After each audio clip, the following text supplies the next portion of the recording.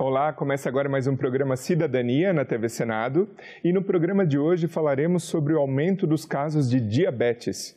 As previsões recentes vêm sendo superadas e a projeção global do Atlas da Federação Internacional da Diabetes em 2025, que era de 438 milhões, já foi ajustada para 463 milhões em 2022, ano passado. O que fazer para conter esse avanço? Para conversar com a gente hoje sobre esse assunto, a nossa convidada é Carla Mello, coordenadora do Departamento de Saúde Pública da Sociedade Brasileira de Diabetes. Bem-vinda, Carla. Olá, Sérgio. Obrigada pelo convite. É um prazer e uma honra poder discutir diabetes aqui com vocês no programa Cidadania. Carla, o Brasil é o quinto colocado na incidência de pacientes diagnosticados com diabetes no mundo, superando 16 milhões de casos. E a previsão para 2030 é que essa incidência vá até além dos 21 milhões de casos. Eu te pergunto, o que fazer para conter esse avanço ou até para reverter essa tendência de aumento desses casos? Bom, Sérgio, infelizmente o diabetes é uma epidemia, né? É uma doença crônica que afeta milhões, como você descreveu, né, de pessoas. E o ponto principal, Sérgio, em diabetes, principalmente se falando, porque tem aumentado todos os casos de diabetes. Diabetes tipo 1, depois nós podemos falar o que é o tipo 1, o que é o tipo 2, os dois casos vêm aumentando, né? Tanto de diabetes tipo 1 como de tipo 2. Falando especificamente em diabetes tipo 2, a estratégia mais importante para evitar é fazer a sua prevenção. Como fazemos isso? Com um estilo de vida mais saudável, Sérgio. Prática regular de exercícios, uma alimentação mais adequada, né, que permita, não é só se alimentar mais saudavelmente e fazer exercício, mas essa combinação consiga levar a uma redução de peso corporal e aí sim essa pessoa diminui o seu risco de ter um diagnóstico de diabetes tipo 2. Né? Diferente, Sérgio, do diabetes tipo 1, que também vem aumentando a quantidade de pessoas em nosso país, também estamos ali sempre entre o quarto e o sexto lugar, né, de pessoas do país que tem mais pessoas com diabetes tipo 1, não é só o diabetes global. Esse não tem como nós fazermos mudanças de estilo de vida para evitarmos o diagnóstico. Mas a grande maioria, Sérgio, de pessoas com diabetes tem o tipo 2. Né? Então, o tipo 2 a gente tem sim como prevenir com um estilo de vida mais saudável. Aproveitando que você mencionou, então, dos tipos, né, para contextualizar aqui para o programa, qual a diferença entre os tipos de diabetes? Nós temos diversos tipos de diabetes, né? Eles se assemelham por uma característica em comum que todos têm, que é o aumento do açúcar no sangue, o aumento da glicemia, tá?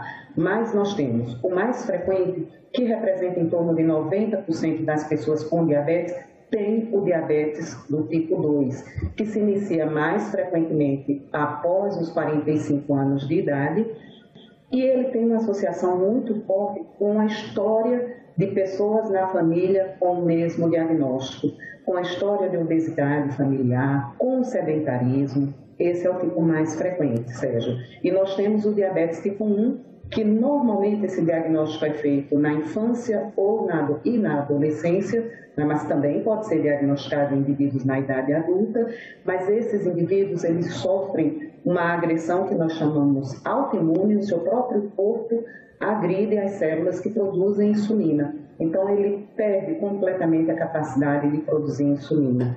E esse tipo de diabetes, Sérgio, como eu chamei a atenção, também vem aumentando em nosso país. Temos também o diabetes gestacional. Não podemos deixar de falar sobre ele, que acomete mais de 8% das mulheres durante a gravidez. Acabou a gravidez, esse tipo de diabetes, ele desaparece. Mas essas mulheres têm que ficar atentas, porque após os 45 anos de idade, elas também têm um risco bem grande de terem o diagnóstico de diabetes do tipo 2. Então, pelo que você explicou, imagino que o tipo 1 seja o mais grave, é isso? Eu diria que ele tem um problema maior para estabilizar a sua glicemia. Por quê? Uma dificuldade maior. Porque o tratamento é mais complexo, Sérgio. Só para você ter uma ideia, as pessoas com diabetes tipo 1, deve usar 2 tipos de insulina. Uma insulina que nós chamamos de ação prolongada, que mantém a glicemia normal nos períodos entre as refeições enquanto dormimos, né? E temos as insulinas rápidas, que devem ser administradas imediatamente antes da refeição, das refeições, ou 15 minutos antes, 30 minutos antes, depende da insulina usada. De qualquer forma, é um tratamento complexo, Sérgio, porque a gente tem que olhar o prato. Quanto eu coloquei de carboidratos no meu prato? Porque esse é o nutriente que mais aumenta a glicemia. E a pessoa com diabetes tipo 1 que não produz essa insulina, ela vai lançar mão de aplicar essa insulina rápida para cobrir a sua alimentação. Diferente de você, Sérgio, você quando se alimenta, que ingere carboidratos, arroz, feijão, enfim, batata, esses nutrientes, eles sobem a sua glicemia. O que é que você faz? Você produz insulina e a sua glicemia fica dentro do normal, apesar de você ter colocado mais glicose na circulação, no sangue, vindo desses alimentos, né? Aproveitando então que você comentou sobre os alimentos, né? Quais são as restrições alimentares desse paciente com diabetes? Dependendo dos tipos, ele tem que evitar mais, menos tipos de alimento? Explica pra gente. Bom, vamos separar de novo nos tipos de diabetes, né? Quando a gente está falando no diabetes do tipo 2, é importante que essa alimentação proporcione uma perda de peso. Então, a gente tem que olhar não só qual é o nutriente, se é carboidrato, se é proteína, se é gordura que está sendo ingerido no dia a dia, mas a soma de todos eles em termos de calorias, Sérgio, porque essa pessoa precisa ingerir em quantidade calórica, né, suficiente para não permitir o ganho de peso dele, e aí vem a ajuda do exercício, Sérgio, porque o exercício o que é que faz? Consome essas calorias. Então, veja, é uma questão de balanço. Essa questão, a alimentação, ela tem que ser saudável, ter todos os nutrientes nas suas quantidades. A maior parte carboidratos, mais que 50%, gordura e proteína em quantidades menores. Mas, acima de tudo, ela tem que ser saudável para permitir que as gorduras no sangue fiquem bem, que o açúcar no sangue fique bem e que ele consiga perder peso. Já nas pessoas com diabetes tipo 1, a negociação maior é com dose de insulina. Eu tenho que ter noção de qual vai ser o impacto daquela refeição com arroz, com feijão, com carne, com banana, enfim, farinha, né? Todos esses alimentos que eu citei, Sérgio, têm carboidratos. Eu lhe diria que é mais fácil a gente dizer onde não tem. As folhas, que tem muito pouco, então é uma boa sugestão para qualquer pessoa, né, ingerir mais folhas, porque elas não têm essa carga de carboidratos maior, ela permite uma saciedade também, e é extremamente saudável, tem suas fibras, né? O tipo 1, como eu comecei dizendo, ele tem que analisar o que é que ele colocou no prato. Tem muitos carboidratos no meu prato, a minha dose de insulina vai precisar ser maior. Não, hoje eu diminuí o arroz, o feijão, botei pouca batata no prato, então aí essa dose tem que ser equilibrada de acordo com esse nutriente, que é o carboidrato, que está no prato, mas que vai chegar no sangue como glicose, como açúcar. Essa medição, você comentou da medição, né, da insulina. Hoje, quais são as tecnologias da medicina para esse paciente tipo 1, principalmente, né, que precisa fazer esse controle do nível de insulina, e como que funcionam essas novas tecnologias da medicina para atender esses pacientes? Excelente pergunta, Sérgio. E gostaria de dizer que nós temos de padronização do tratamento com insulinas no SUS. Esse tratamento evoluiu, né? Nós temos as insulinas humanas, que são insulinas que foram descobertas há mais tempo atrás, né? Na evolução dessas insulinas vieram o que nós chamamos de análogos de insulina da insulina humana, ou insulinas análogas. Essas insulinas, elas são evolução. E o que elas evoluíram? Na sua forma de ação. Então, a insulina humana, NPH, ela é uma insulina que a gente precisa administrar mais vezes ao dia para fazer aquele pano de fundo, né, mantendo a glicemia normal enquanto nós estamos entre as refeições ou enquanto dormimos, como eu comentei, né? Já temos incorporado no SUS o análogo de insulina de ação prolongada, que é uma insulina que você consegue aplicar uma vez ao dia, Sérgio. Então, ao invés das 2 a 3 aplicações que a gente faz da MTH ao dia. Então, é bastante interessante. Já a insulina de ação rápida, nós temos no SUS também a insulina humana regular e temos os análogos de insulina de ação rápida. Eles são bem interessantes, principalmente quando a gente fala no tratamento de pessoas com diabetes tipo 1, porque elas têm uma ação mais rápida, Sérgio. Então, elas conseguem subir rapidamente a sua ação, reduzindo a glicose dos alimentos que vieram dessa refeição. Então, e tem um tempo de duração mais curta. Elas evitam hipoglicemias lá para frente, quando o alimento já foi todo digerido, né, metabolizado. Então, são insulinas, nós temos todo esse arsenal terapêutico. Depois das insulinas, pensando em pessoas com diabetes tipo 1, as tecnologias que ainda estão por vir, né? Estou falando em termos de SUS, mas que nós já temos disponíveis, são os sensores de glicose, que são equipamentos que medem a glicose continuamente, Sérgio, sem a necessidade de você ter que fazer aquele furo na ponta do dedo para verificar quanto está a sua glicemia, né? E temos as bombas de insulina. Tá? As bombas de insulina são equipamentos que fazem uma administração continuada de insulina, bem interessante, diminui o número de aplicações, porque já fica uma cânulazinha no subcutâneo que você toca a cada 3 dias e que permite um tratamento que nós dizemos mais fisiológico, né? A forma de administração da bomba de insulina permite que o tratamento fique mais parecido com a sua secreção de insulina, Sérgio. Agora, Carla, tem pacientes também que fazem um tratamento com uso de medicação oral, certo? Isso. Seriam os pacientes mais do tipo 2 e como que é a rotina desse paciente do tipo 2 que ele consegue controlar de repente só com a alimentação, uma atividade física e a medicação de uso oral? Isso mesmo, Sérgio. O paciente com diabetes tipo 2, a gente tem que entender antes como é que essa doença se inicia, né? Primeiro, existe o que nós chamamos de uma dificuldade na ação da insulina causada pelo excesso de peso, ou seja, então, principalmente o aumento da gordura abdominal traz uma dificuldade na ação da insulina. Então, nós temos medicamentos orais, né, agora eu vou falar só dos orais, que melhoram a ação da insulina nesse indivíduo, que tem a sua insulina agindo dificilmente pela presença de gordura. Nós temos medicamentos que aumentam a secreção de insulina. Pense da seguinte maneira, Sérgio. Imagina uma pessoa que tem uma dificuldade na ação da insulina. O que é que ele faz? A primeira tentativa dele, aumentar a secreção de insulina para vencer essa resistência e manter a glicemia normal. Chega um momento que o pâncreas desse indivíduo, ele tem dificuldade em aumentar essa secreção de insulina. Ele cansa, né? E é aí que a glicemia começa a aumentar, porque a resistência existe e ele não consegue lançar mão de aumentar a sua secreção de insulina. Então, eu já falei, nós temos medicamentos que melhoram a ação da insulina, temos medicamentos que aumentam a secreção dessa insulina, temos medicamentos bem interessantes, Sérgio, e que foram incorporados recentemente no nosso Sistema Único de Saúde, no SUS, que são os glicosúricos, que são medicamentos que retiram a glicose que está em excesso na circulação e colocam ela na urina. Ela é desprezada na urina.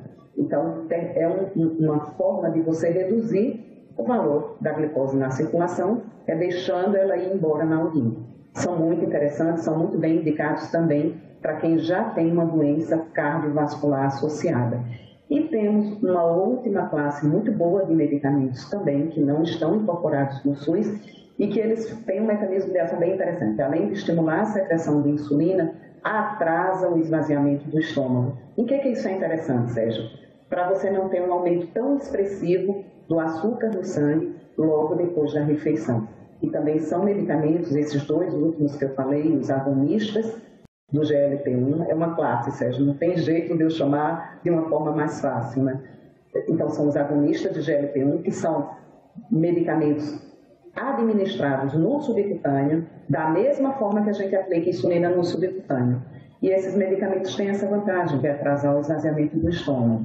Todos os demais são comprimidos, né? A nossa metformina, a nossa glicosida, esse glicosúrico, como eu disse, que foi incorporado, que foi a dapaglifosina, que também vai ajudar. Veja, esses dois grupos vão ajudar o indivíduo que está com excesso de peso a controlar melhor a glicemia, mas também perdendo peso, o que é muito bom, Sérgio. Carla, quando que a gente pode dizer que uma pessoa já é diabética?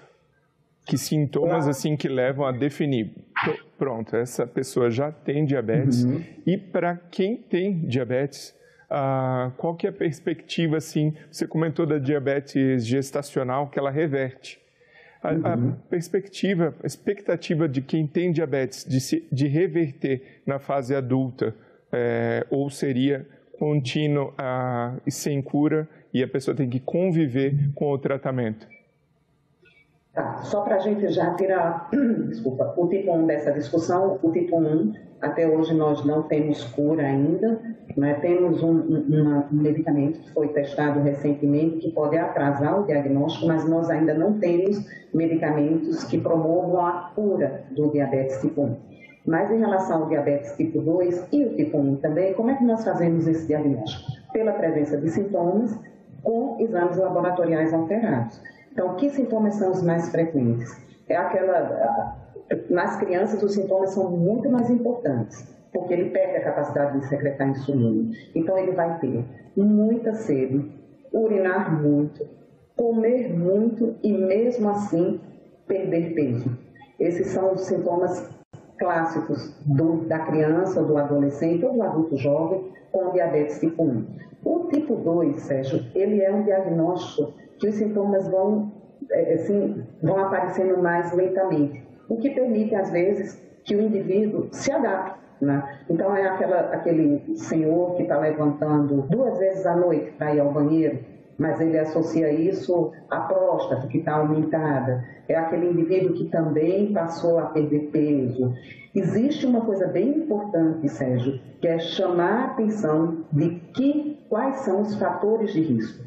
Quem são as pessoas que devem procurar fazer o diagnóstico do diabetes? São aqueles indivíduos que têm mais de 45 anos de idade, que têm um sedentarismo, não têm uma prática regular de exercício, de atividade física, têm um histórico familiar de pessoas de primeiro grau, pai, mãe, irmão, né? Também com diagnóstico de diabetes.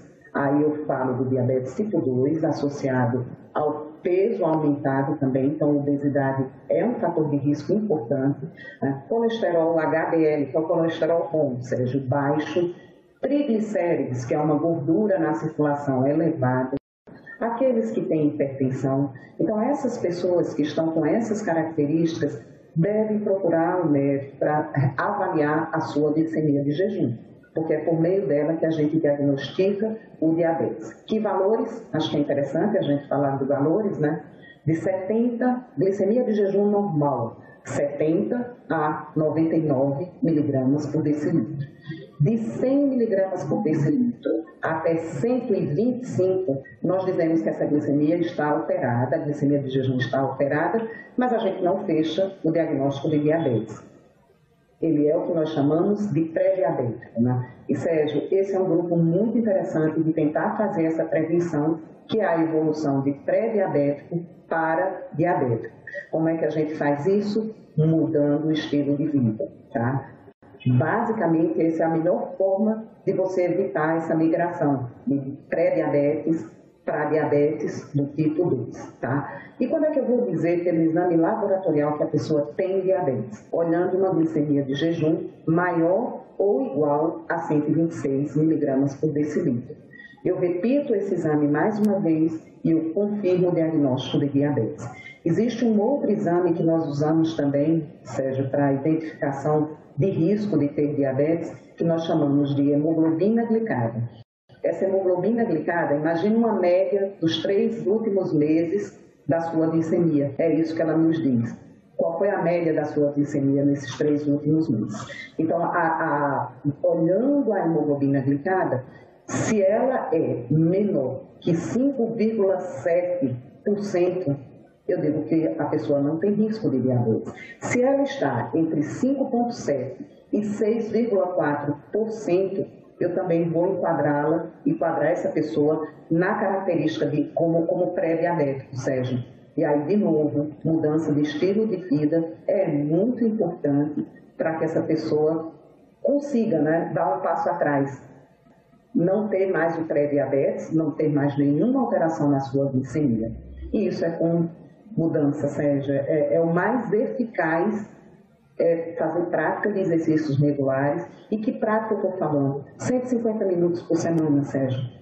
Você pode dividir em 3 ou 5 vezes.